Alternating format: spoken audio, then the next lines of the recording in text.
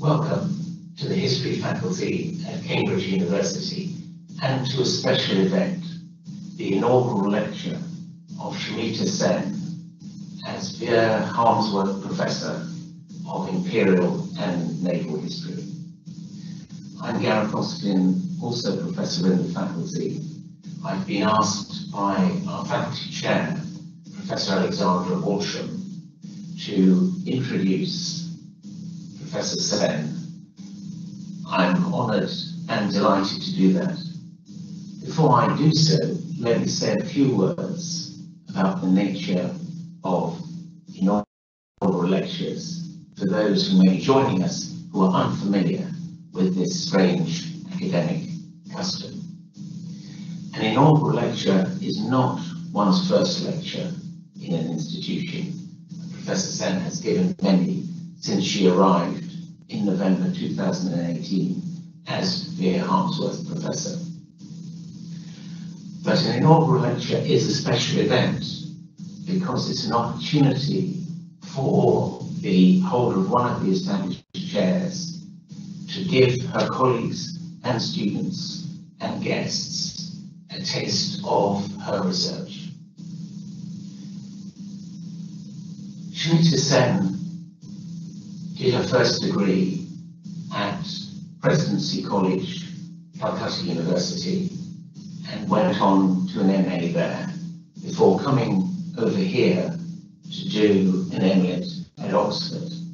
But then an auspicious transition occurred. She came to Cambridge for her PhD, working under the supervision of the late Raj Chandravakar.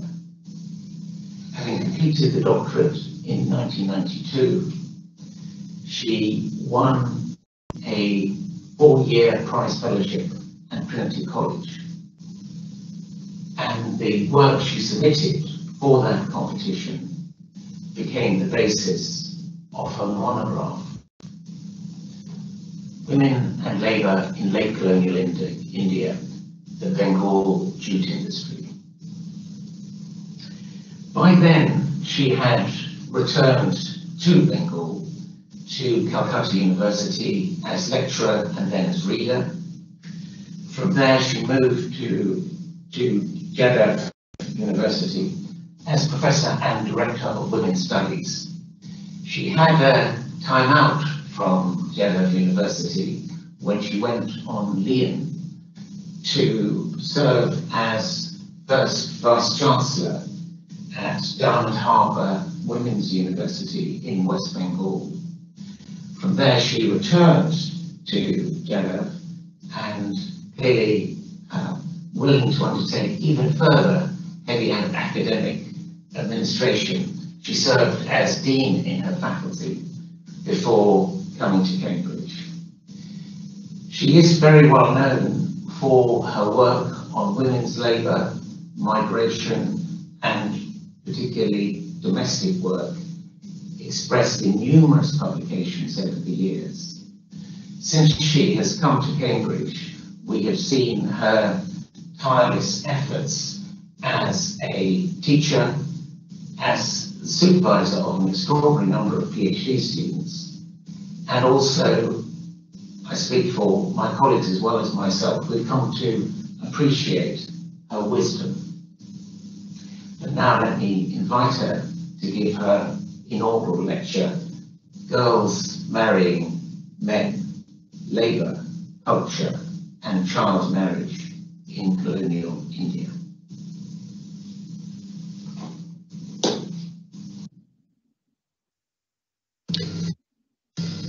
My thanks to Professor Austin for this kind introduction and to colleagues, friends and students who have joined us today.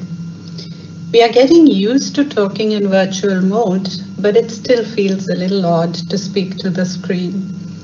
I'm very grateful for all your support. And I thank especially Judith Robb and Hardeep Sangera in our IT office for making this possible. When I started as a JRF at Trinity in 1990, Dr. Seal introduced me to the fellowship as his intellectual granddaughter. So now it is a great-granddaughter, following in the footsteps of Jack Gallagher, the late Vere Harmsworth Professor of Imperial and Naval History. Both Jack Gallagher and his successor, David Fieldhouse, made pioneering interventions in understanding imperialism. Christopher Bailey, who held the chair for more than 20 years, steered it in the direction of world history. Alison Bashford, who also held it briefly, took it towards global history, with a focus on population and health. Bashford's work included gender and demographics, so I don't feel too far out of the field in bringing to you today my ongoing work on marriage. This work grew, as I will show you, from my attempt to coax laboring women in the colonies to speak to imperial history. The title of today's lecture is intended to draw attention to a distinctive feature of child marriage in India, which is a significant age disparity between the bride and the groom. A feature not unknown elsewhere. In 2018, there were shockwaves in the USA when a campaign group called Unchained at Last announced that in the previous 15 years, more than 200,000 children had been married. Most of these were girls marrying adult men. Child marriage, then, is not always between two children. More often than not, the child is the girl, and she marries an adult man. This gendered and asymmetric child marriage was once widespread in India and is still seen in some of its regions. In eastern India, for instance, a wide gulf in age between couples still persists. These features are often concealed beneath the term child marriage, especially its more romanticized version. In this talk, I hope to show that the long-established practice of girls marrying men is not just cultural. It signifies the convergence of age and gender hierarchies, the aim being to enhance patriarchal control over bridal labor in the household, which remains to this day the cornerstone of the economy. We know from scholarship from across the world that the term child is very slippery. It is mostly defined by a number given in law. The construction of the child-adult binary purports to be scientific, but age is also a social and legal artifact. In a brilliant new book, Ishita Pandey explores the making of age as a category in colonial India. The book is on the slide, and the picture that was on the poster is on the cover of the book. The first slide was a picture of Tagore and his wife Mrinalini.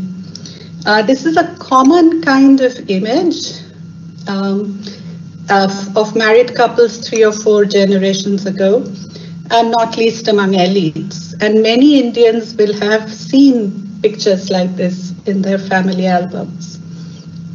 For our purposes today, 2 aspects of age disparity are important.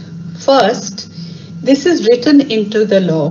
The legal minimum age of marriage has always been lower for women, often by 3-4 years. Last year, Government of India proposed a gender-neutral minimum age of marriage, but this still remains in discussion. Moreover, the actual divergence in age is usually greater. So there is greater likelihood in legal terms of girls marrying men. Second, while the legal age of marriage has been revised upward throughout the 1900s, the actual age of marriage has not caught up. Thus, even though the age of marriage is rising, brides have increasingly become, legally speaking, children. For men, there is better match between legal and actual age of marriage. The age and gender disparity in child marriage has been critical also in the politics of child marriage. The first controversy, the Age of Consent Bill 1891, erupted over the broken body of a child wife, the 11-year-old Phulmoni, who bled to death after what we would today call marital rape by her husband Hari Maiti, who was aged 30. The incident provoked reformers, including elite Indian men and British Indian government, to propose raising the female age of consent from 10 to 12. A countrywide mobilization took the form of a nationalist opposition against this interference in the Hindu family. It heralded the end of the first social reform movement and the rise of cultural nationalism, quote, cultural nationalism, unquote, according to many historians. Child marriage punctuated another significant moment in the history of anti-colonialism. The Sardar Act, or the Child Marriage Restraint Act 1929, was the first major legislation on age of marriage as opposed to age of consent. Harbilas Sardar, the bill's architect, had previously tried to prevent girl children being married to older men. In the 1920s, several initiatives emerged in British India and the princely states. The naming of the bills we would today call ageist. For instance, like the one on the slide, old men's marriage with young girls. Typically, these laws tried to fix the groom's age at a maximum of 45 and the bride's to a minimum of 18. But the real issue for reformers was not age disparity per se, but its consequence, which is early widowhood. An older groom died earlier. According to the 1921 census, 15 out of the 17% widows in the female population were below 15. The child widow was a focus of anxiety, not only because of the fear of conversion, since she could not remarry within the Hindu folds, but also because of loss of fertility. Their marriage system, some Hindus began to believe, disadvantaged them in the demographic competition vis-a-vis Muslims. In a political setting of ever more toxic religious rivalry and communal hatred, this spiraled in importance. The flashpoint came with the publication of Catherine Mayer's Mother India. This picture of the book on the slide. Published in 1927, a damning indictment of Hindu marriage. For Mayo, its most shocking feature was the pathetic figure of the baby bride. The outrage provoked by this turned the tide. Nationalists now pushed to raise the age of marriage, and new legislation fixed the minimum age of marriage for girls at 14 and boys at 18. We have a wonderful book by Mrinalini Sinha on these events. And much research and writing exists on these milestones in the history of child marriage. Indeed, the whole question of marriage, enmeshed in the politics of reform and nationalism, has been considered in rich detail in the terrain of culture and religion. In recent years, post-colonial feminists have struggled to find a middle ground between post-colonial insistence on difference on the one hand, and feminist attempts to name patriarchal oppression and recover female subjectivity on the other. Pandey has extended this polarization to the very idea of the child. As a result, the child bride is now located at the heart of two intersecting constructions of modernity, of gender, but also of age. The age issue needs a little more discussion, however. Age is not entirely colonial. Pre-colonial legal treatises did occasionally cite age expressed in a number, what we are now beginning to call digital age, such as the age of marriage for girls before 8 or majority for men at 16. Of course, without standardization, these precise ages may not have been very meaningful. They continued to remain meaningless, however, despite colonial governmentality. And this is because the register of births and deaths, passed in 2 laws in 1873 and again in 1908, were never really implemented. The gap between laws based on age and establishing the means for its measurement or validation remained glaring throughout the 20th century and into the 21st, of which more later. Given this deconstruction of both definitional categories, can historians discuss child marriage at all? There could be 3 strategies. The first is to globalize the history of child marriage. Since we are going global on everything, why not rescue marriage from cultural specificity and methodological nationalism? Hopefully, Mary John's book, Child Marriage in an International Frame, expected any day now, will help us with this. I offer only a few preliminary words and with some trepidation at that. There are many specialists of different parts of the world among our colleagues in the faculty, not to speak of pioneers in the past, such as Peter Laslett. I mentioned Sarah Pearsall, Lucy DeLapp, Amy Erickson, Samantha Williams, Elizabeth Foister, and that's just a few. My basic point is quite simple. In the 19th century, Western Europe was exceptional in having a higher age of marriage. From this very particular vantage point, the Indian marriage system appeared exotic, with infant marriage, girls marrying old men, and near universal marriage. Even in Europe, however, these were not entirely unknown. The Hajnal line showed, it is now backed by fine-grained research, that East and South Europe had higher incidence of early marriage. Latin America, the Caribbean, as well as Middle East and North Africa, all have longer histories of child marriage. Most telling, however, is the case of the United States. In 1880, 10 years before the war over child marriage broke out in India, 12% of 15 to 19-year-old girls were wives. This increased by a percentage in 1930. As noted before, the problem of the child bride persists in the USA until this day. I say this in passing, however. I'm not taking a global look at child marriage today. I will pursue instead 2 very different strategies.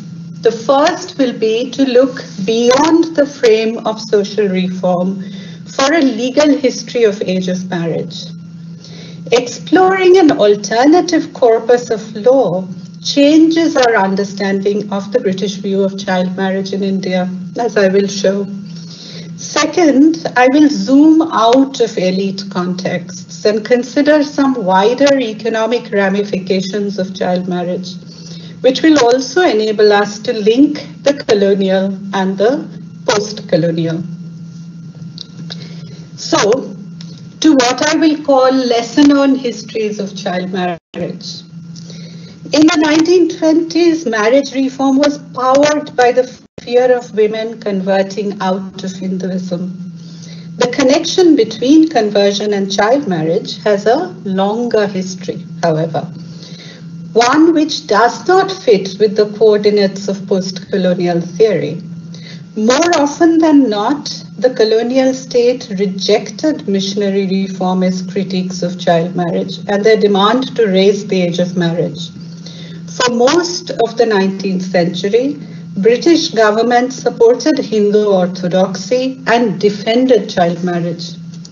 For For them, the whole legal question was, one, whether marriage was a contract, and two, whether consent of the parties was at all relevant. The notion of consent is deemed to have appeared first in debates about sati, which means widow immolation. In fact, it had arisen about the same time around missionary activity because parents challenged the conversion of their children. Before the rebellion of 1857, the company's courts upheld missionaries. The Raj's courts, however, leaned in favor of parental rights. When the two combined, conversion and marriage, the issue of consent became exponentially more contentious. Given that status and rights in marriage were linked to personal laws based on religion, conversions caused disputes between parties, claiming rights each from their own personal law within the same marriage. So the personal law now changes after conversion. Legislation proved a formidable challenge. The Native Converts Marriage Dissolution Act of 1866 took 30 years to pass. Even so, it did not solve the issues raised by conversion. From the 1870s, British Indian courts faced a crop of marital disputes. In all these cases, the state ruled in favor of status quo. The first of these was the Fuji case of 1873, which set a vital legal precedent. Another similar case, that of Ramkumari, 1891, was cited even in the 1980s in the famous Sarla Mudgal case in Bombay. Fuji and Ramkumari did not become part of the social reform story and have not attracted the historians' attention, despite the part they played in placing child marriage on solid foundations in colonial law. Let me tell you the outlines of the fascinating story of Helen Gertrude Fuji. In 1865, when she was about 7 or 8, Fuji's Hindu parents sent her to Bangalore, a school of the London Missionary Society. In 1870, when she was still a minor, she asked to be baptized. When her family heard of this, they married her off in a hurry to her cousin, Appaya, despite her objections. A few months later, Fuji escaped from her marital home, where she claimed she was being held captive. She returned to the mission and was baptized. Fuji became Helen Gertrude. In July 1873, she was about to marry another Christian convert when Appaya objected. The marriage had to be called off. Soon after, Louise Hannah Anstey, head of the mission, instituted a case on behalf of Fuji, challenging her marriage to Appaya on the ground that she had been a minor and that she was already desirous of conversion. The suit was dismissed. Appaya was granted costs. On 2 appeals, higher courts found against Fuji on all counts. With backing from missionaries in Madras and London, Fuji raised an appeal to the Viceroy. Her petition argued that infant marriages should be dissolved upon conversion. But there was another tricky question. Fuji argued against the penal enforcement of her child marriage. According to the provisions of the new Indian Penal Code, if she married again, Fuji would go to jail for bigamy. What about Appaya? Would he accept Helen Gertrude? The most remarkable statement he made to the court was that while he would not admit his now Christian wife to his home or eat food prepared by her, he was willing to sleep with her, treating her as a prostitute. He used the word sulai. The judiciary brushed this ugly aspect of the case under the carpet. They also ignored the question of compensation. Appaya had paid bride price and he said he's entitled to a compensation. The question no one wanted to answer was whether such compensation would constitute a divorce, setting Fuji free to remarry. Government was determined not to let conversion interfere with marriage.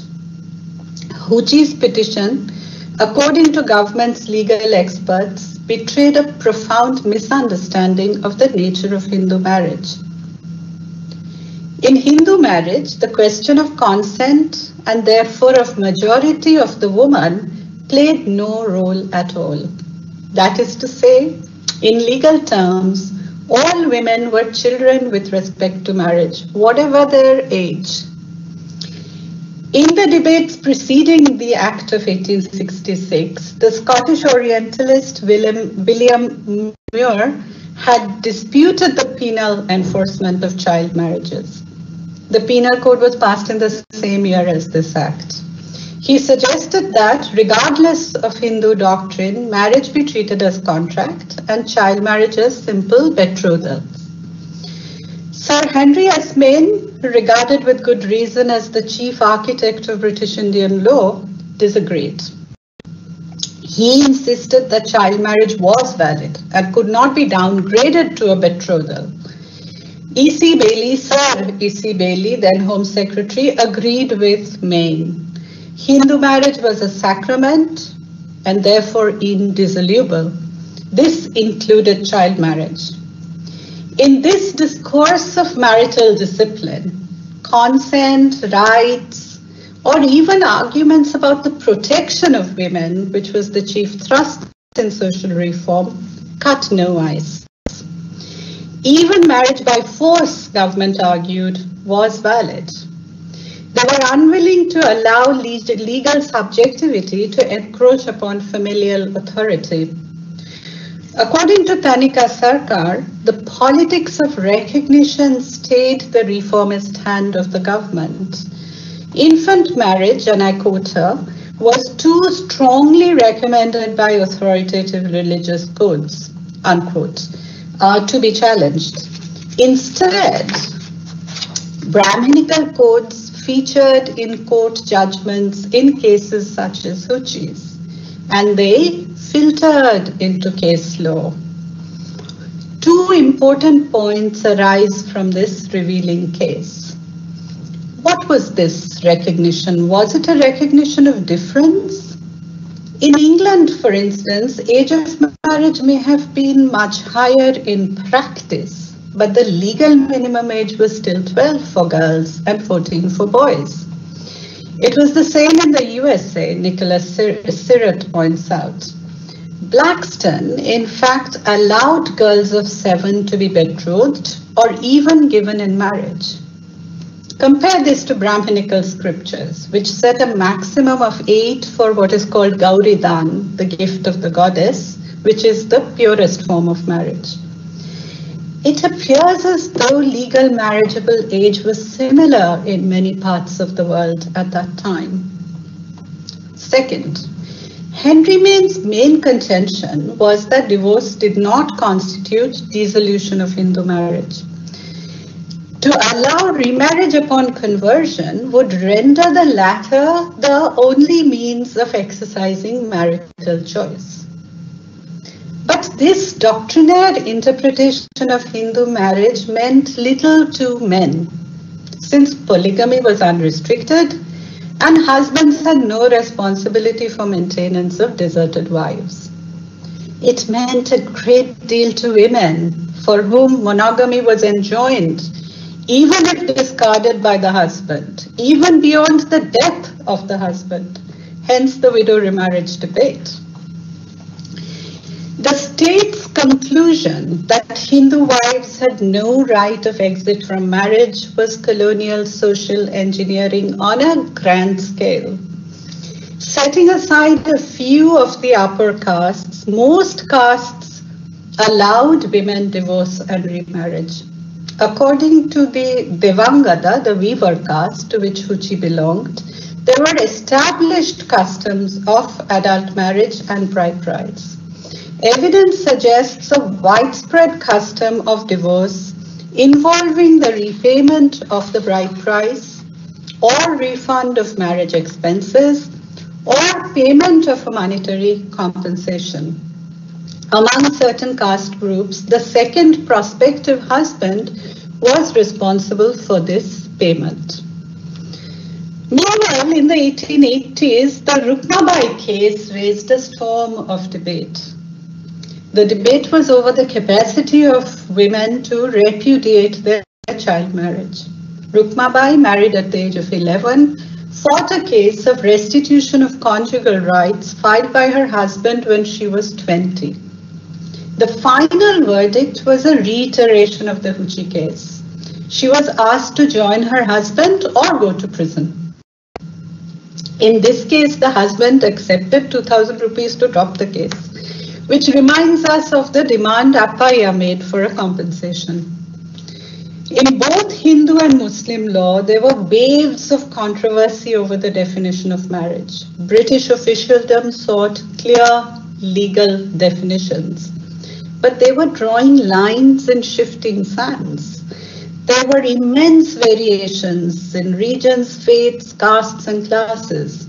Moreover, the distinction between the transfer of women from one household to another, that is marriage, and transactions in women, that is slavery, were not clear at all. A range of cohabitation practices, prostitution, second and secondary marriages, and concubinage were jumbled into the understanding of marriage. The colonial government had to deal with marital disputes across classes and castes, including the rural poor, and not only among the urban middle classes where social reform debates were focused. On the whole, upholding status quo suited the policy inclinations of the Raj. This is because marriage, the legal means of constituting the family household, played a central role in the colonial economy, an issue ignored in culturalist approaches to marriage. Today, we are moving from law to labor, starting with child marriage. In my own research trajectory, however, I have traveled in the opposite direction. When I began my research on women's work in modern factory industry in India, I was confronted immediately by exceptionalism. In contrast to the rest of the world, women and children were marginal in early textile industry. And the only explanation we had for this in the late 1980s was culture. In India, scholars had concluded women just did not work. Investigating this black box of culture led me to the marriage system. I discovered that if we took off our Orientalism-framed spectacles, we find, as in many other parts of the world, that marriage was key to the gendering of the workforce. In my early research, I've shown that the low age of marriage meant that there is no equivalent in India of a labor pool of young unmarried girls, as for instance in the cotton mills in China and Japan. In India, men became cheap labor in factories because their wives remained in the village as buffer. By contrast, women who managed to get work in the factories were mostly widows or deserted women, marginal to or expelled from the family household system. The factory sector, however, is a small player in India, was then too.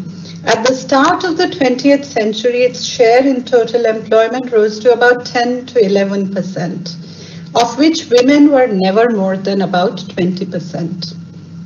Their presence declined dramatically in the 1920s. By 1956, they were about 7% in the textile factory workforce.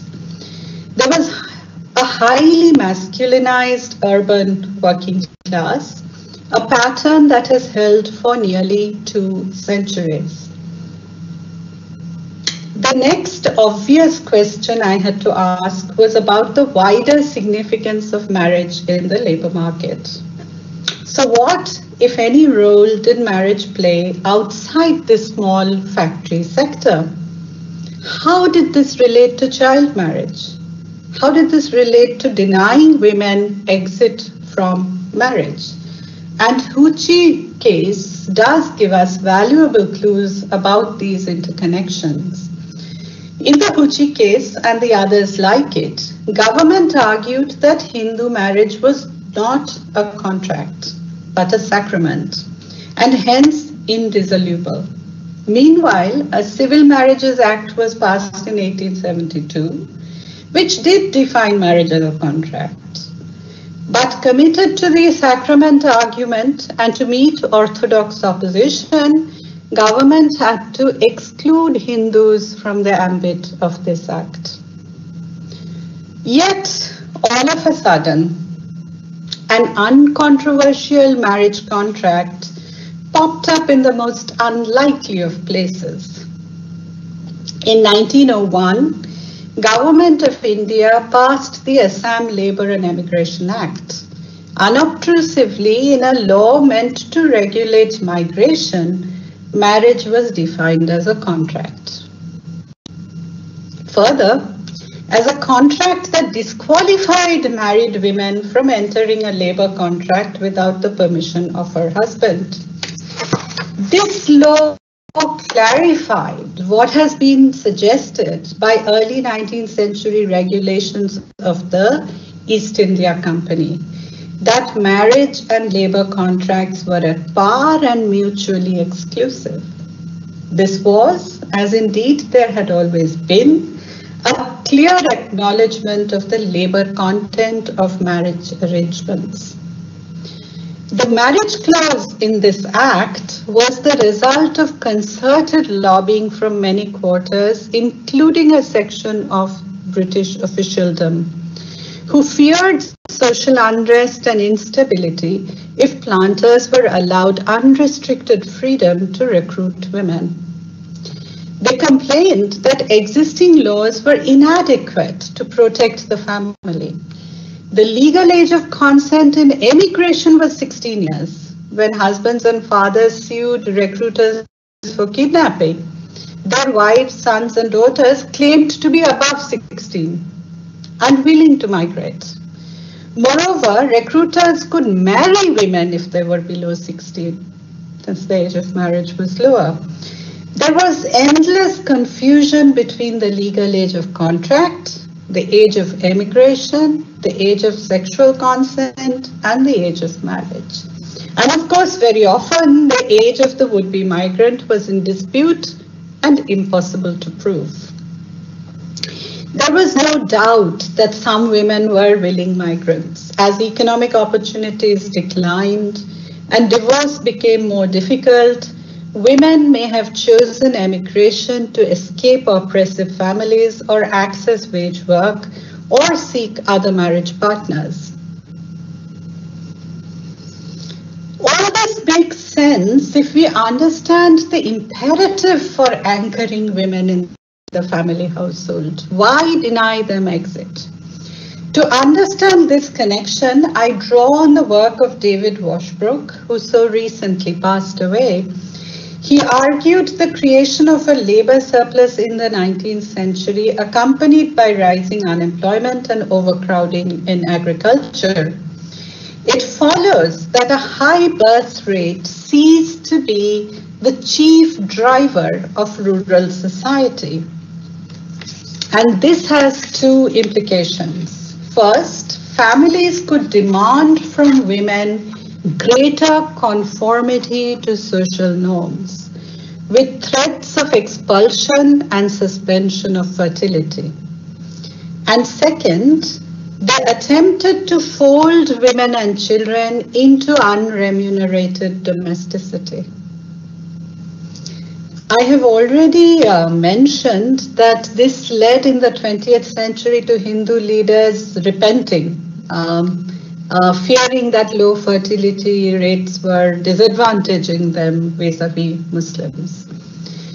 But for this entire period, the household economy remained critical to the British Indian state, which depended heavily on agricultural revenue and therefore on the stability of small peasant cultivation. The peasant household in turn became increasingly dependent on the unpaid labor of women and children. The paid component of their labor decreased at the cost of their unpaid labor. The chief ideological instrument for extracting unpaid labor from women was domesticity, by means of its hegemonic hold over wives and mothers. This provided the most important imperative for early induction of women into wifehood.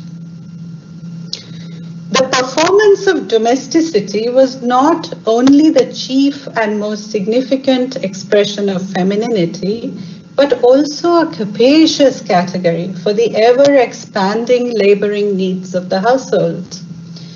There were social sanctions against unmarried girls being involved in public labor, while married women, whatever their age, were able more fully to participate in the range and diversity of rural economic activity. Thus, the natal home was not the site of the disciplinary regime that commanded women's work. The site of women's work was the marital household, fashioned by a combination of early marriage and age disparity, along with village exogamy, Vere locality, patriarchy, and generational structures of female authority. The combination of early marriage and age disparity was aimed at shoring up marital authority. As already mentioned, there were efforts to limit age disparity at marriage to a maximum of about 25 years. This was required because of the strong preference for high age disparity. Clearly, a much older husband was a simple means of maintaining power over wives, and it exerted a downward pressure on the age of the bride. Child brides had to negotiate not only their older husbands, but also other family members, including a powerful mother-in-law. The generational division of labor among women was marked, as was the new bride's experience of transition from one household to the other. The household's division of labor then was coded in the marriage system, and it in continuum with wider productive and reproductive labor arrangements of rural India. The emphasis in our historiography on what we call the modern sector is misleading on many counts. In 1900, employment in small-scale and traditional, what we call traditional manufacturing, was 20 times that of large-scale enterprises, deindustrialization notwithstanding. Laboring activity in this period was concentrated, therefore, in small-scale workshops, in forms of collective labor, and most importantly, in the household. Writing from hindsight, labor historians have taken the single male breadwinner model developed between 1930 and 1960 as a starting point of their inquiry, thereby ignoring continuities of household laboring relations into the modern sector and how these shaped labor in the 20th century. We have signally failed to understand how marriage and labor practices folded into each other. If we revisit migration with a gendered eye, the connection becomes even clearer. We know that since 1881, which is when the census began, Women have outstripped men as migration. This proportion at about 70% has held steady for nearly 1.5 centuries. This is, however, attributed to marriage and excluded from migration as well as labor studies. It is explained as the culture of village exogamy. Moreover, marriage migration is seen as a one-way journey, symbolizing the alienation of the bride from her natal kin. And this affirms cultural norms coded in the practices of Parda. These insights have been from anthropological research, and there has been little historical exploration, except by another of our colleagues, Joya Chatterjee. There is evidence, however, that there was a circulation of married women, which was not devoid of labor content. In rural labor circulation, for instance, women did sometimes outnumber men. Why were women compulsory migrants at marriage, only to be immobilized by marriage? If we pose the question in this way, we will see that this is a feature of some key labor arrangements of this period, especially in forced and coerced labor, not only in indentured migration to plantations, but in the transport sector, domestic and entertainment trades. 2 further points, just to take this forward. First, in this period, women's household-based earning occupations suffered steep decline. Spinning in the 19th century and food processing in the 20th are good examples.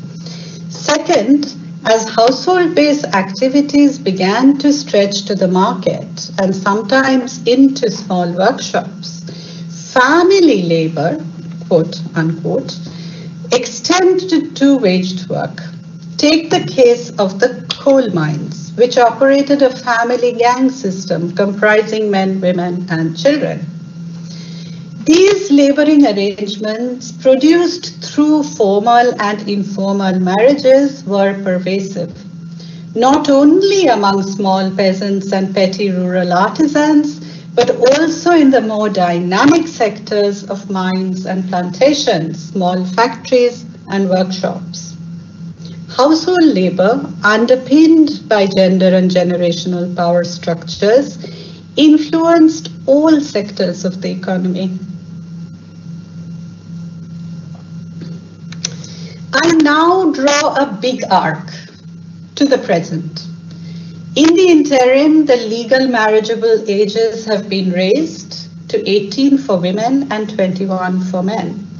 In the 20th century, we had a Child Marriage Restraint Act. In the 21st, in a renewed wave of national and international advocacy, including pressures from the UN, India has strengthened its resolve, passing in 2006 the Prohibition of Child Marriage Act, from restraint to prohibition. The nature of the campaign against child marriage, however, has changed drastically. Child marriage is no longer, as it was in the colonial period, a problem of the upper caste elite. In fact, among elites, the age of marriage has risen steeply for both men and women. This has been complemented by a gradual closing of the gender gap in higher education. In consequence, child marriage has moved from the terrain of religion and culture to the domain of development. It is no longer a problem of the self, of the writing classes, but of the other, the working classes or the rural poor. There is no question of culture with regard to the poor, and debate is not deemed necessary. The change, once accepted by the middle classes, is to be extended to the rest of the population for their own good. Child marriage then registers on a two-dimensional matrix, population and development. The huge recent output in gender studies and culture studies is virtually blank on child marriage in contemporary India. Let me give you 3 bits of data. The census of 2011 reports 17 million children between ages 10 and 19 married, of which 76% are girls, and this comprises 6% of the age group. Second, West Bengal state now tops the list in child marriage with an estimated 40% of marriages being underage. Third, most girls now marry between 15 and 18, just below the legally permissible age. Marriage below 14 is relatively unusual now. What do we make of this? First, the high incidence of child marriage in West Bengal supports the historical analysis I just presented. In West Bengal, because of a crisis in agriculture and gradual deindustrialization, the household is still key, and women remain trapped in domesticity. Domestic femininity continues to subsume economic activities women, especially young brides, undertake in the household, even when it is artisanal or piece-rated waged production. More women now work on the family farm. All this gets described as, quote, housework. Moreover, women's work matters more than ever before. Households cannot survive without the myriad labor that women perform. Since marriage is women's induction into the adult world of labor and sexuality, poor families cannot defer this transition to the legal age of 18 years. For bride givers, sexuality is the primary concern. For bride takers, labor is the vital calculation. Laboring compulsions of poor households have kept girls' age at marriage below the legal minimum. And this has propelled West Bengal to the top of the child marriage league table. We began this discussion with talking about age as the making of age as a modern category. The moral and political significance of childhood and children's rights are a crucial context for the drive to abolish child marriage, no doubt about that. The politics of age, however, plays out in a different register in India.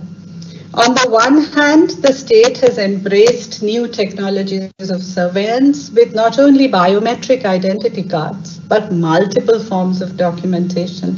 Population register, citizens register, which caused so much unrest in 2019. Also voters registration, an internationally lauded exercise. On the other hand, however, there are big holes in these processes, including basic birth registration.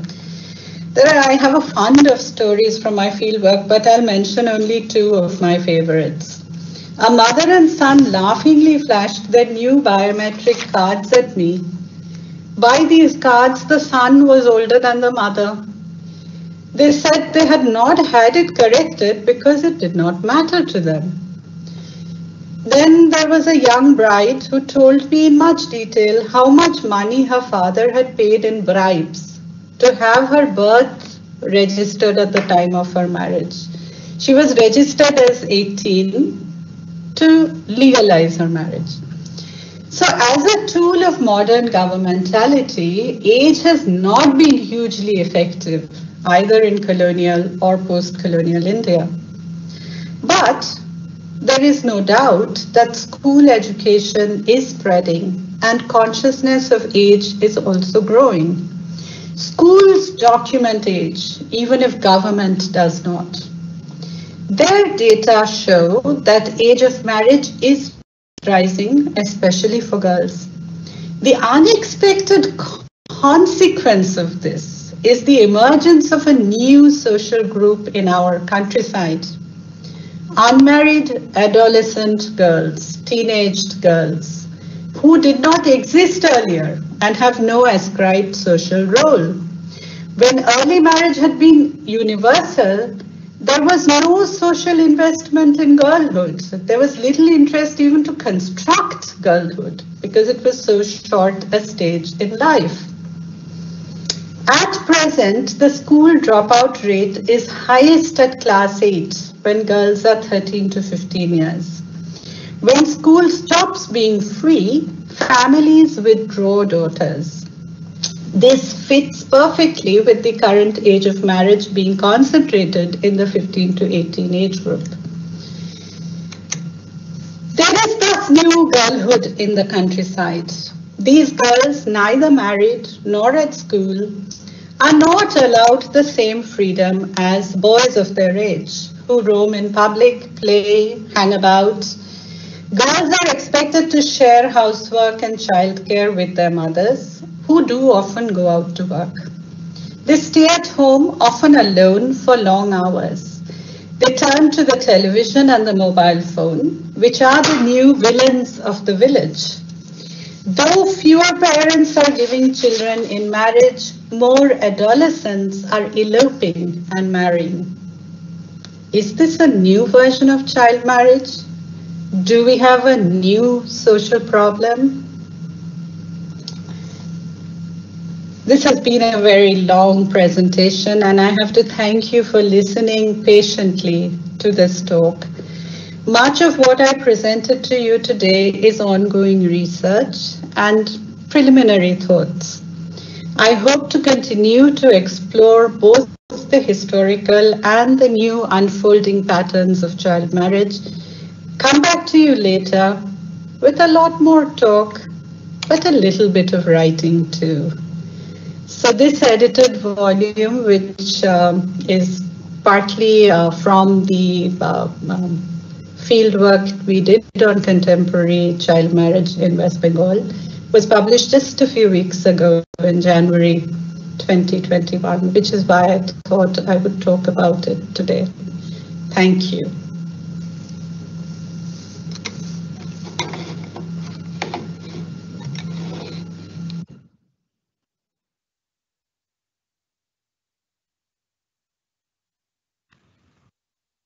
Thank you very much, Samita, for that extremely meaty and interesting lecture, which I'm sure will stimulate questions.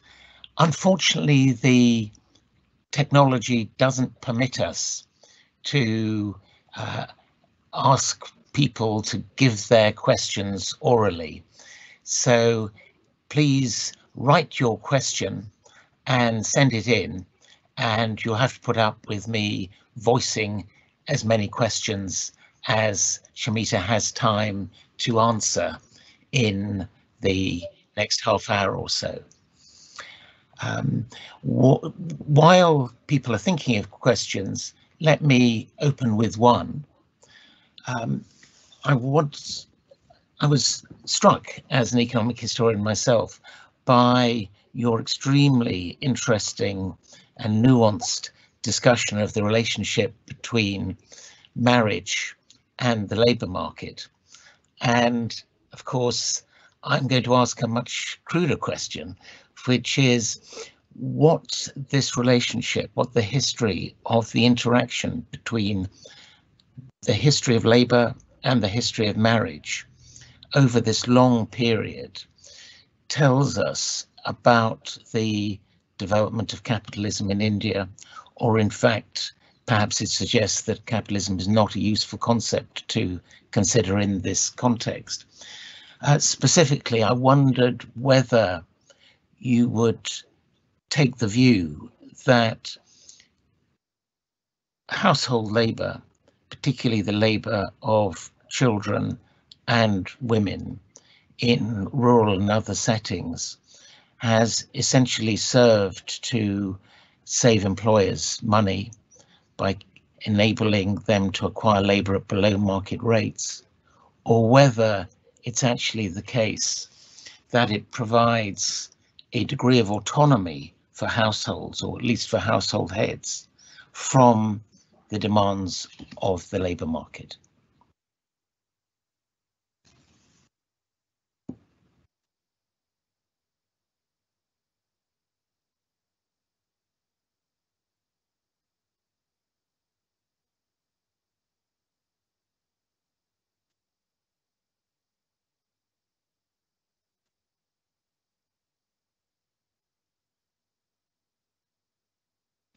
I'm not sure whether Samita can hear us.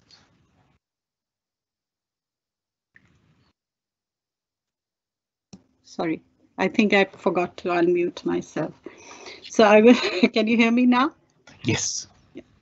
So I was going to say, Gareth, that both the propositions you mentioned they're both true.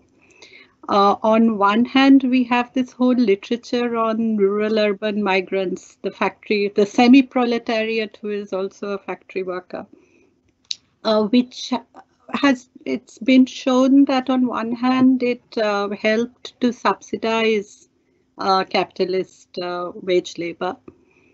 Because the rural household continued to provide both a level of subsistence and was a buffer against the uncertainties of the urban labor market. In fact, that this function is still very important in the Indian economy became so clear during the pandemic. On 25th March, when Indian government announced lockdown at a very short notice, we saw how millions of people sought to trek from the city to the village, expecting the village to be able to provide the necessary livelihood when the urban sector ceased to provide jobs or even to live. So that function remains a very important function. Equally, and this would be my argument, I've made this argument in my Women and Labor book, that the decision, what is often spoken of as a household decision, that the man migrates to the city and the women and children remain in the village in order to continue this buffer function, that decision is the decision of the head of the household. So the fact that men access the wage labor in the market and women don't is the particular trajectory that capitalist development takes in the Indian context. But a third issue is what also interests me, and that I've briefly referred in this talk, but it is something I wish to pursue much more, is the competition for women's labor that takes place in the late 19th century. So there is a sense among some sections of capitalist employers that women could be employed more cheaply for certain kinds of work. And that is where you see the tussle between households to retain women's labor and capitalists to try and free women's labor from the household. And that brings this whole issue to the forefront. Thank you very much. Well, we have no less than 8 questions that have come in. So let me start with the first from Della. Did the definition of marriage and the roles involved remain the same or change through history? For example, what does marriage of a 10-year-old girl and a 40-year-old man involve role-wise? Does that mean the child sleeping with the man cooking and cleaning, among others? Well, that was the whole Pulmoney case in 1891. So the girl was 11 years old and the man was 30 years old. And clearly there was expectation that it would mean a sexual relationship, and it went horribly wrong. The girl died. But in the investigations that happened around that case, it was very clear that Pulmoney was not exceptional, that this was quite common, that this age difference was common, and sexual relations among husband and wife of that kind of age difference was also not unusual. So yes, I mean, certainly girls 10, 11, 12 would be in sexual relations and would soon become mothers.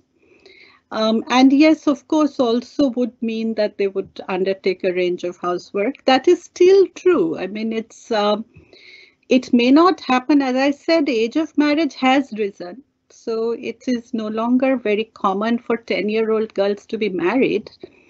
That would be more commonly 13 or 14-year-old, 14 or 15-year-old.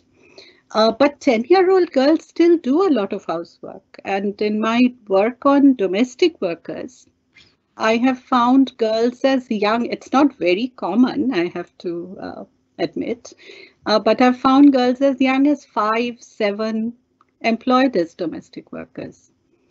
So domestic work, women beginning domestic work at a very young age has not changed as drastically as you would want it to.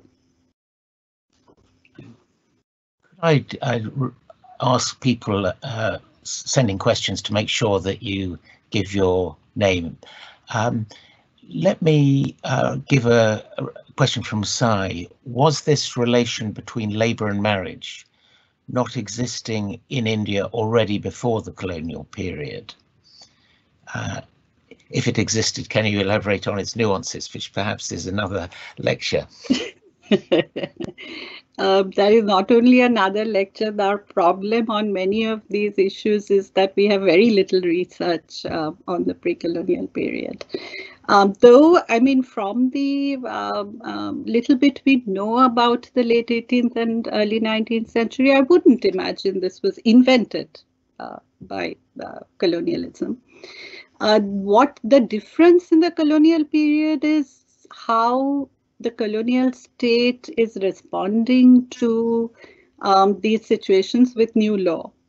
Not only new economic arrangements, so revenue arrangements, the move to cash, the identification of landholding, these things change relationships around labor. And then legal infrastructures, that is why the law is an important part of the story. And the legal decision to prevent women exit from marriage is a way of trapping them into marriage and domesticity in a way that is perhaps new, or it's new certainly for certain groups of people. Thanks. William Crawley asks, is there evidence that the practice of indentured labour provided opportunities for women who had fallen out of or broken with the family system to find a new and liberating life overseas? I'm thinking about the woman founder of the family in the book Coolie Woman.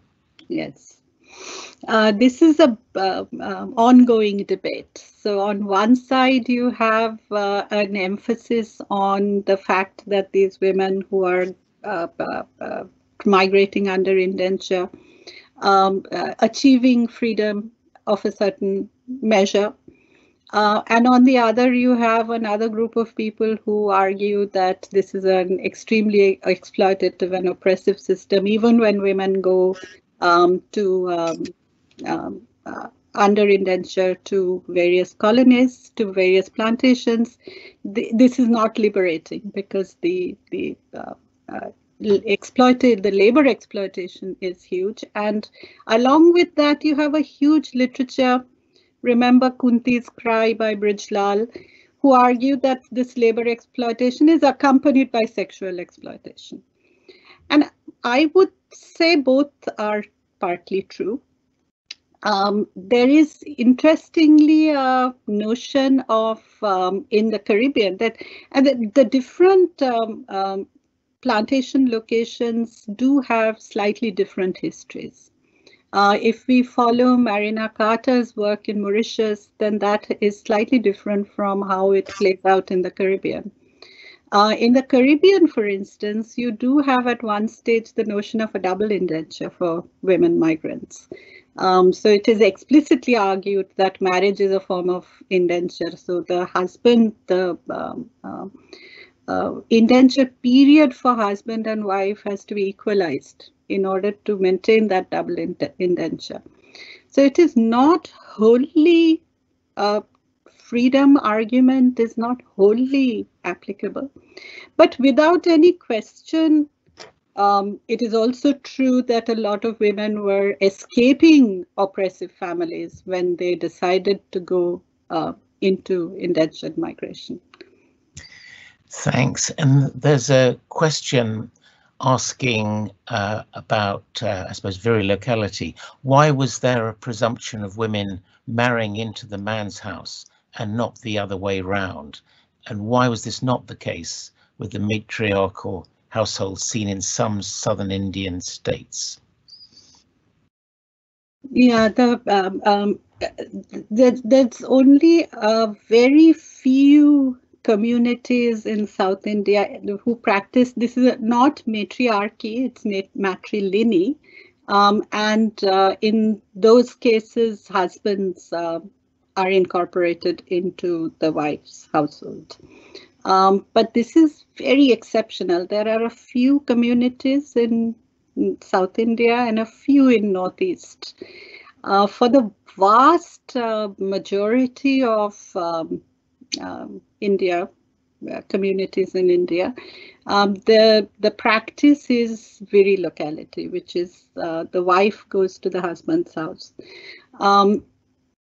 And in addition, in a lot of North Indian areas, you have what is called village exogamy, which means that you can't marry in the same village. So the wife has to travel considerable distance to go to her husband's house. And this is the whole basis of marriage migration, and which is why 70% of women have always been migrants in India. 70% of migrants have always been women in India. And this marriage migration has always been a bit of an issue for academic discussion, but has not featured so much in labor or migration studies. And this is really what we are now beginning to try and understand what its implications are. So yes, I mean, I can't answer the question why really, except to understand it through this process of household labor formation. So if you want to exploit bridal labor, it is more sensible to remove her from the natal family, and a young bride at that.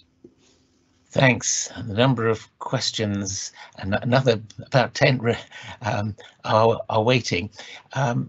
Lucy Delap asks, given the relatively high rate of widowhood, does this social category always stay residual in this scheme of labour, or does it come to have a more significant place for labour or domesticity purposes?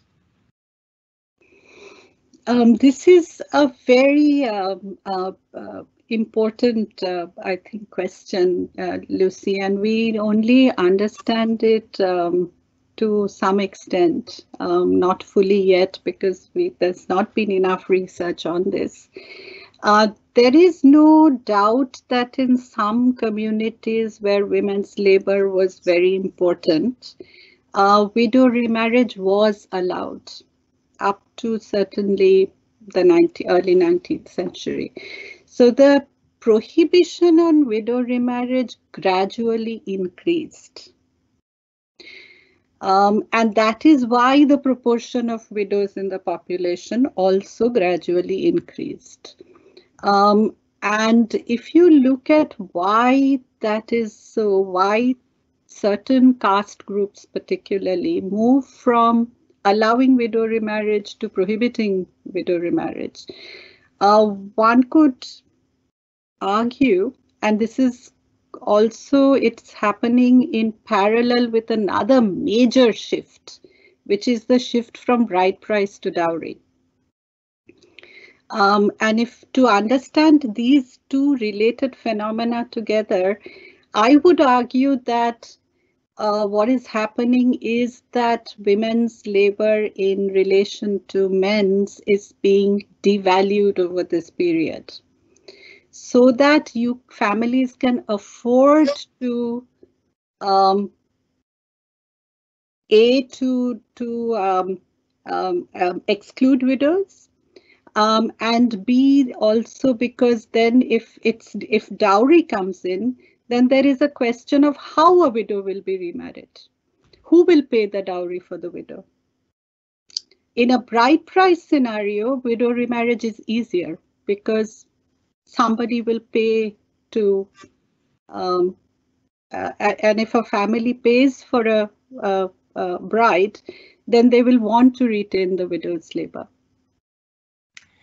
So these two processes are happening in parallel.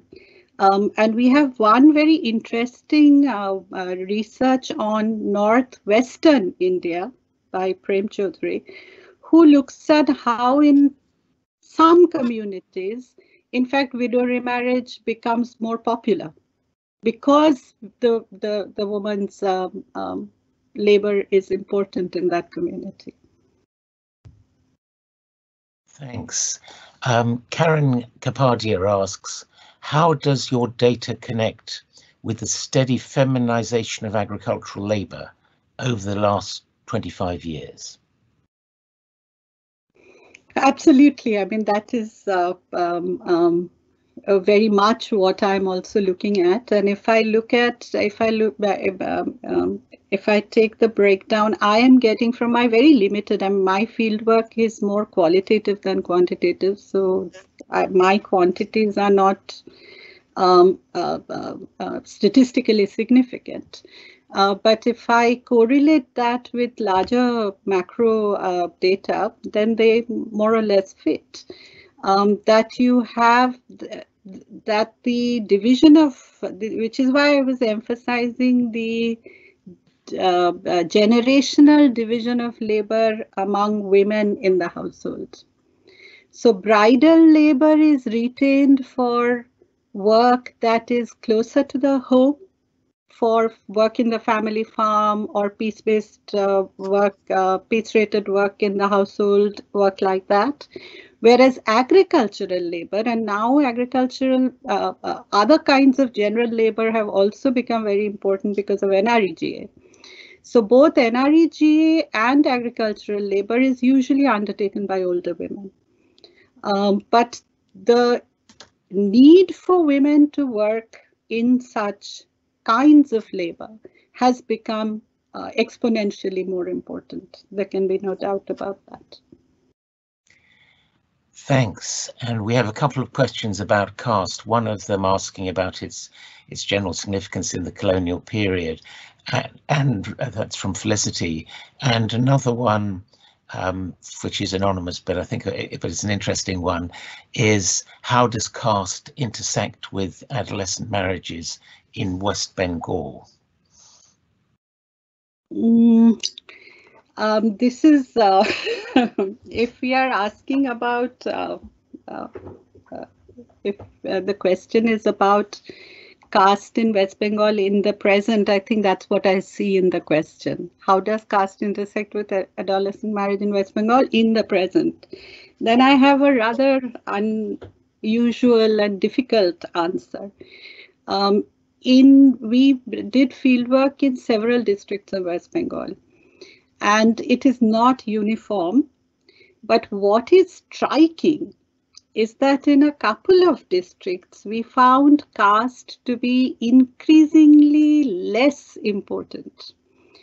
And this is, I myself couldn't believe it initially when we were starting this fieldwork, that young people could not tell us what their caste was. A lot of youngsters would go and ask their parents what their caste was. They understand governmental caste categories better than actual caste names. So they'll tell you whether they're SC or general, but they don't know their actual caste. And we also found a lot of evidence of intercaste marriages, both elopement marriages, where the parties to the marriages have themselves decided their partners, but also arranged marriages. So in a way, in some parts of the state at least, the importance of caste in marriage is decreasing. How that intersects with adolescent marriage would probably be in a straightforward way that elopement marriages would have a higher incidence of intercaste marriage than arranged marriages. Thanks. And Santosh Rai asks whether a conservative regime whose economic policies have just increased the social hierarchies has facilitated child marriage, or whether we should see presumably recent trends as a continuation of the tradition. Well, there is a new a new debate that started last year whether to raise the age of marriage, legal minimum age of marriage, and whether to make the age of marriage the same for men and women. So, at least in terms of rhetoric and policy, there seems to be a greater commitment, even in this conservative regime, towards reducing child marriage. But whether their economic policies will actually be able to deal with that question in that way, whether there will be a reduction in child marriage, is, if you ask me, I think not. But then prediction is not probably a historian's strong forte. I will only say that in the pandemic, again, the pandemic has raised a lot of issues for our consideration. And one of the main issues in the pandemic has been a sudden increase in a spurt in child marriage. So yeah, it doesn't look all that good. Talking of children, Christina van Hodenberg asks, thanks you for this fascinating research, and asks, when does childhood end for you and why? Do you make a distinction between 10, 14 or 18-year-olds? Does it matter which culture we're talking about? That is a very, very difficult question to answer. 10, 14 and 18 definitely makes a difference to me. And if we are talking about marriage, then even more so. I don't think that, that there is I don't think there is a perfect match between biological age and legal age. However, nor does my imagination yield any very good alternative to having some sort of legal definition by which we can work. Given the fact that there is such a strong downward pressure on age of marriage and motherhood in the Indian context, I am not entirely willing to have a totally flexible regime on age. So yes, I would argue that there should be some understanding with some flexibility built in of the relationship between a biological and a legal age. On the theme of age, Rachel asks, could you say a bit about age and practices of polygamy? In your studies, are marriages with large age disparities frequently polygamous? So, for example, the girl is only the latest in a series of older wives, as was common in, for example, Islamic societies in Indonesia or Chinese customary marriages. That is not an invariable relationship, though it did also occur. So it is, there are examples of a young wife being the last in a series of wives. So earlier marriages had less age disparity, and then later marriages age disparity increases. That is not unusual, it does happen. But that is not invariable either. You can get first marriages in which there is high age disparity. This picture, for instance, of Tagore and his wife, in the Tagore family in Bengal in the mid to late 19th century, it wasn't uncommon for girls of 8 or 10 to marry men of 20 plus. So age differences of 10 to 12 were not unusual at all, and it could happen in any marriage, not necessarily polygamous marriages. And Dan Knorr also on age of marriage says you hinted at this at the end of the lecture when referencing elopement, but did efforts to restrict child marriage and the rising average age of marriage affect the treatment of girls within their birth families?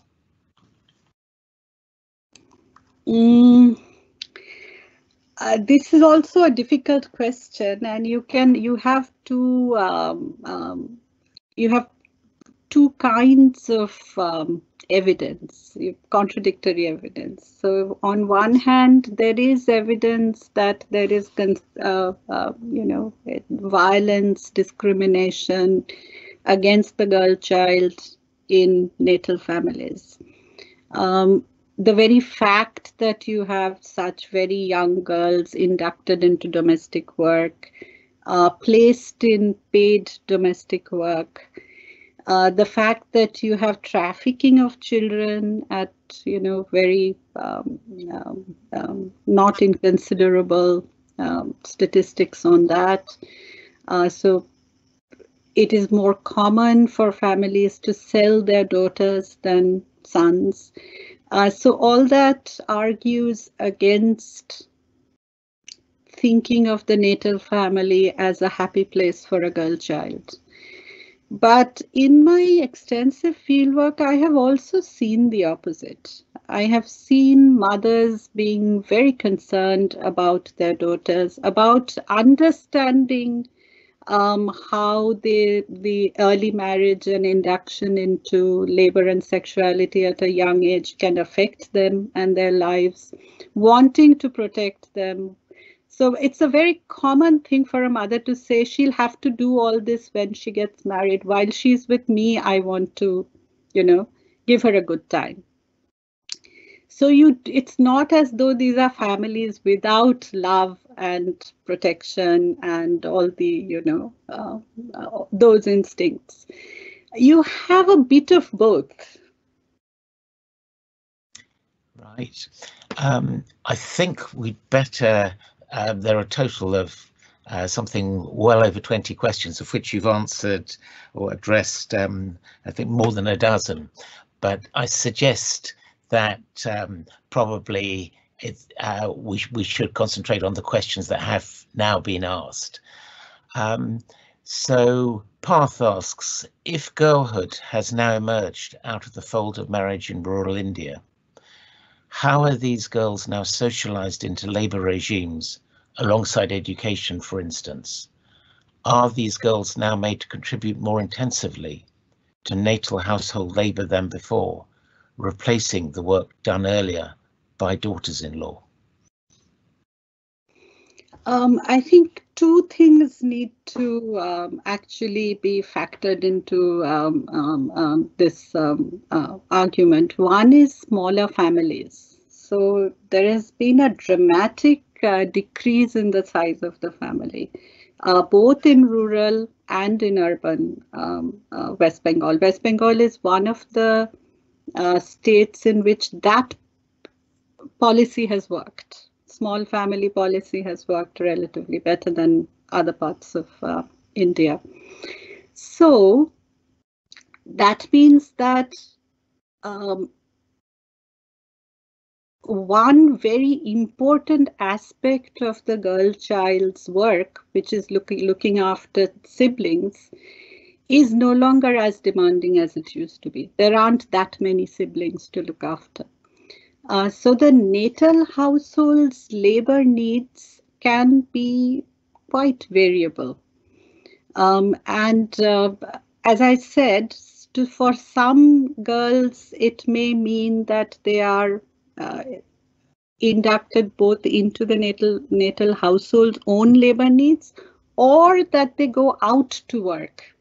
So this is this gives me the opportunity to talk about paid domestic work sector, which is an exception to the usual pattern of women's workforce participation in the Indian context. So in the Indian context, workforce participation, as I've already said a little in my talk, is after marriage. Women joining the workforce after marriage and mostly after motherhood. And then they stay in the labor market. Unlike in many other parts of the world where women join the workforce, leave the workforce after marriage, spend some time on motherhood and then return to the workforce, if at all. In the Indian case, women first marry, then have children, then join the workforce. That is the usual trend. There is one exception, one occupational exception, and that is paid domestic work sector. In paid domestic work sector, unmarried young girls do join the workforce. And as I said, that age can be as little as 5, not very common, but 10, 11 is not uncommon. So that is actually one way in which women's young unmarried girls' labor is exploited. And West Bengal has the highest rate of juvenile girl workforce participation. And it clearly shows you the connection with domesticity. There are a couple of questions about the market in different dimensions in different markets. And Charlie asks, despite women's value as household labour, what explains the skewed sex ratio in India? Clearly this has regional class and caste variations, but generally what accounts for the paradox of the importance of women's labour combined with the low ratio of females? Yes, I mean, again, to link to Lucy's question about widows, this clearly links to the question of the value. So that is why the ideology of domesticity is so central in this argument. I am telling you this is valuable work. I'm telling you that, this is, without this work, the economy will not function. But that is not the self-perception of this work.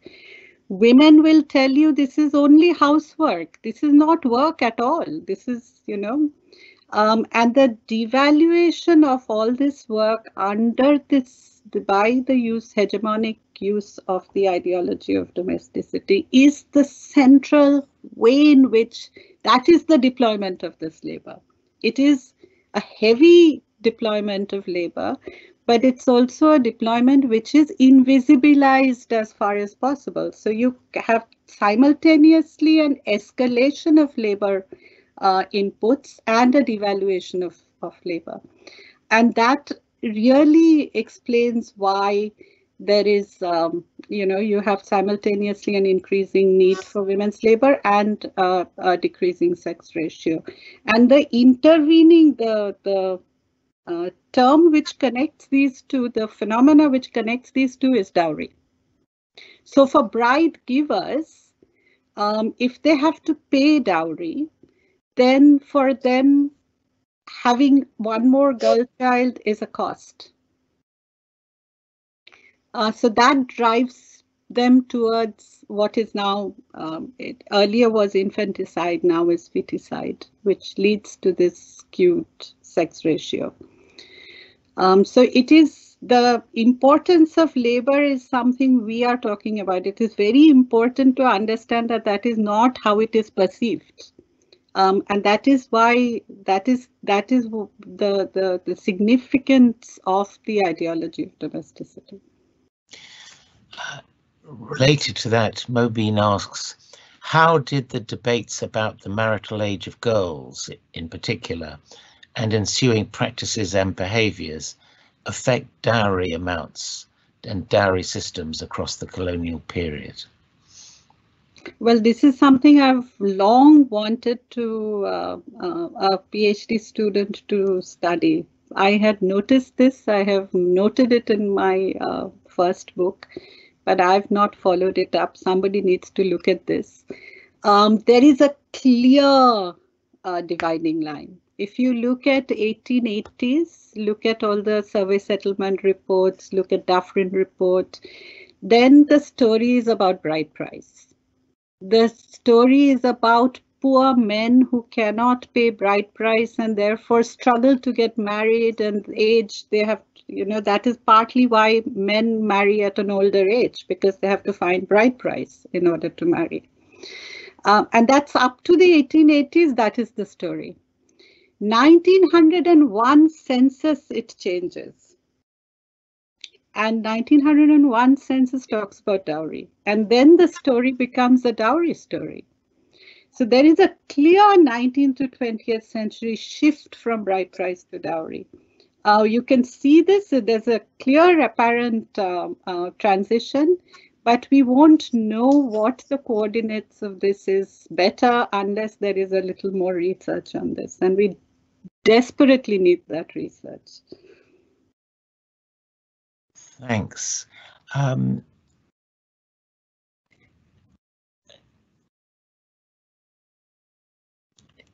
Claudio Pinero asks, apart from his lifetime wife, Tagore fell in love with another much younger elite woman, Victoria Campo. How does it speak to expectations of role models concerning gender and marriage in 19th century India? It's a very good question. Tagore is an exception to everything, of course, except child marriage, I guess. But yes, I mean, if you look at the fact that Tagore's lost his wife at a very early age. So in a sense, it is exceptional that he did not marry again. He could well have. It would be more common in a man of his time and age, losing his wife to marry again.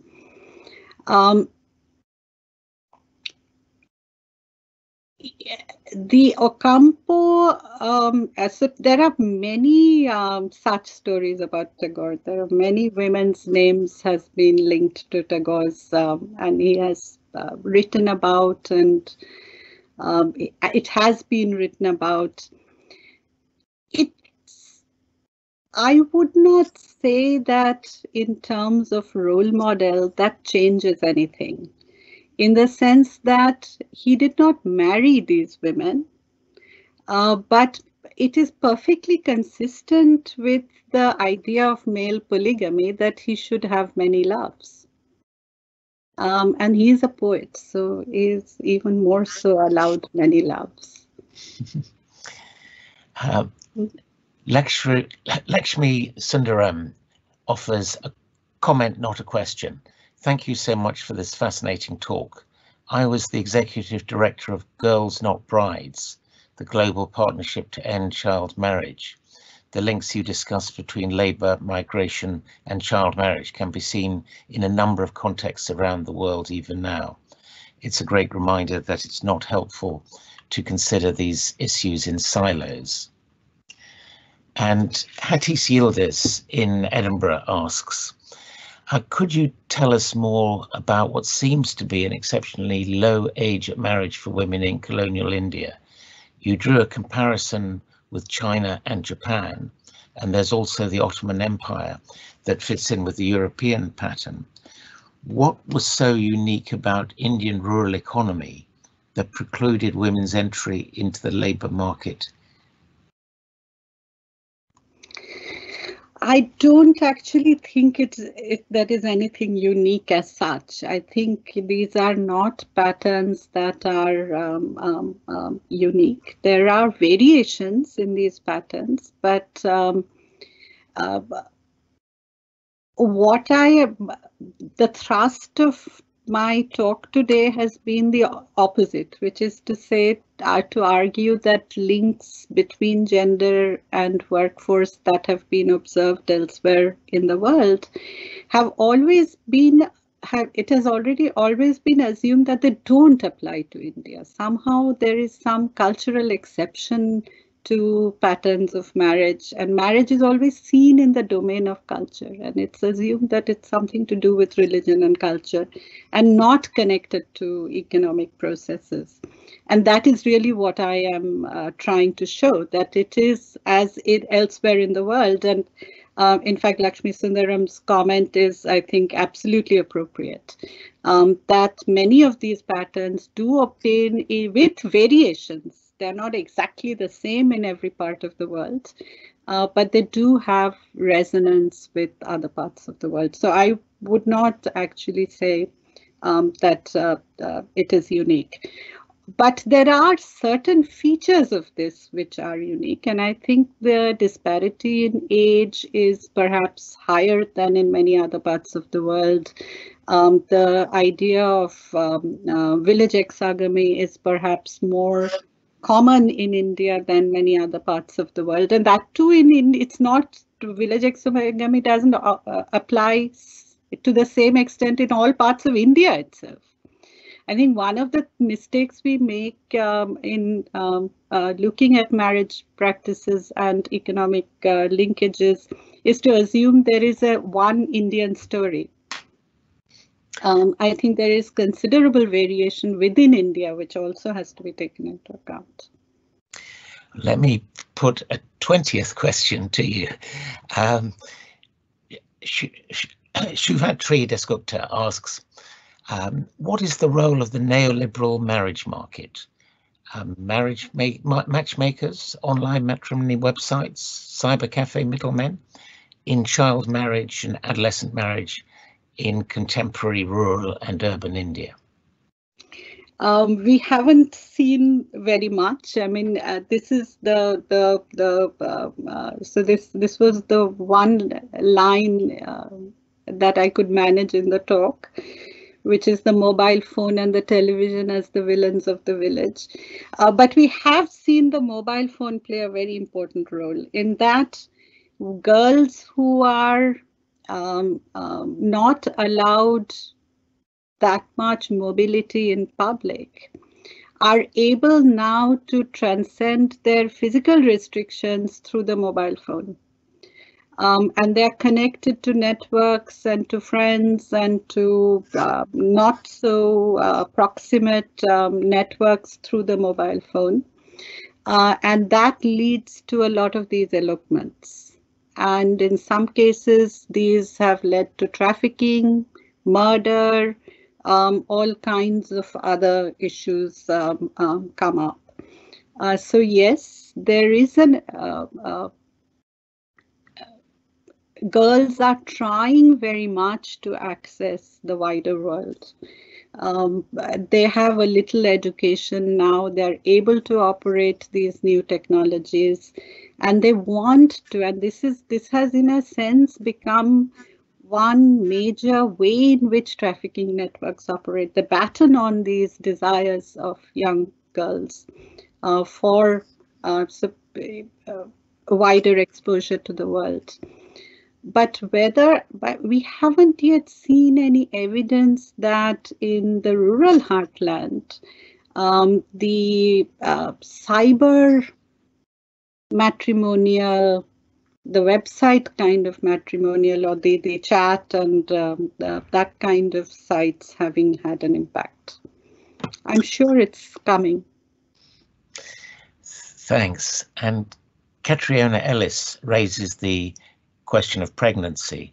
How much is written in the 19th and 20th century about pregnancy and its impact on women's economic labour? Even with limited contraceptive choices, was this ever seen as an economic decision, or was the future of the labour of the child more important? You get both. There is a very high pronatalism certainly in the early 19th century, which gradually decreases over the 19th century. And I'm sure there is more if you look further back, but we don't have much evidence of that. And in fact, even pregnancy, we don't, I mean, very little work has been done on this for the 19th century. So there is not much that is known. The little work that we do have suggests that there was access to traditional forms of contraception.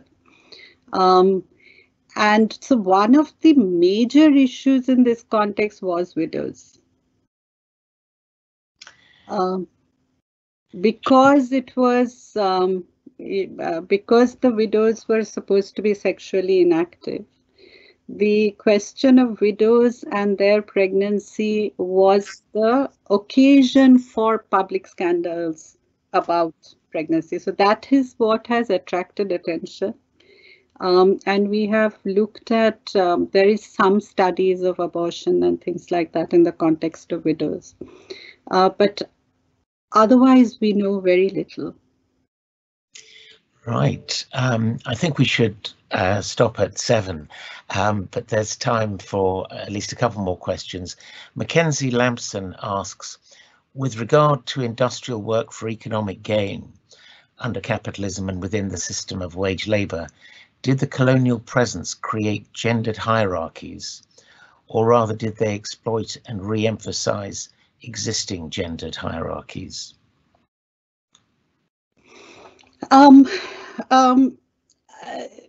There is considerable continuity between existing gender hierarchies and the gender hierarchies that are created. So it's not, there is no sharp disconnect, but there is a bit of both. So that there are, for instance, in so interestingly, in factory work, if you look at the mills, if you look at the textile mills, you have very sharp division between, say, jute mills and cotton mills. In cotton mills, there is a clear division of women's departments and men's departments. And women's departments are typically the departments in which you have less machinery, more handwork. So one would say that this is a continuation of existing gender hierarchies. In jute mills, it is different. It is, you don't have separate women's departments at all. Women work in departments where also men work. And there are some big machines in which women work. So you see a very new kind of gender hierarchy being created. So it is difficult to say that any one of these is a big trope. Shankini Saha asks, did the hiring of Indian wet nurses, nannies and male carers by British families in colonial India affect the ways in which Indians conceived of care labour? This is a very good question, and I'm not sure I have the answer to this.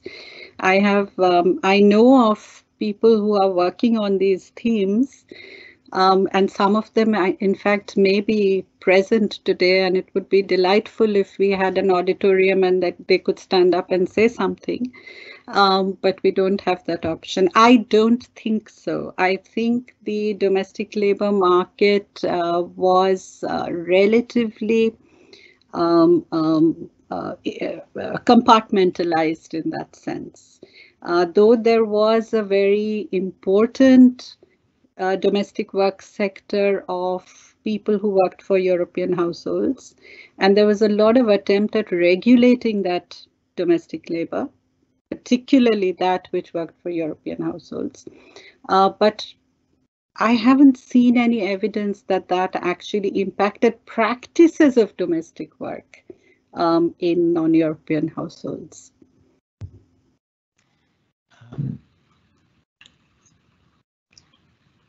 Could I put to you Sai's question?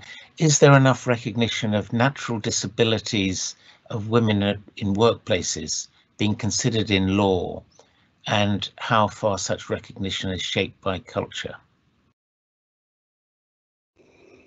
No, there are now there is a law, very important, very comprehensive law on disability. And there is some elements of gender in that law. But I don't think it addresses the question of women with disability in the workplace in any specific way. So I don't, as far as I know, there is nothing specific in the legal system. Yeah. So you've answered, I think, 24 questions, which is a staggering number at the end of an inaugural lecture. I apologise that there are a few more people with further questions or second questions, which we didn't get around to. But I think this would be the right moment to thank you very much, Professor Sen, for an enthralling lecture and an equally enthralling set of answers. And thank you also to the audience for sending in so many very interesting questions. Thank you. Thank you.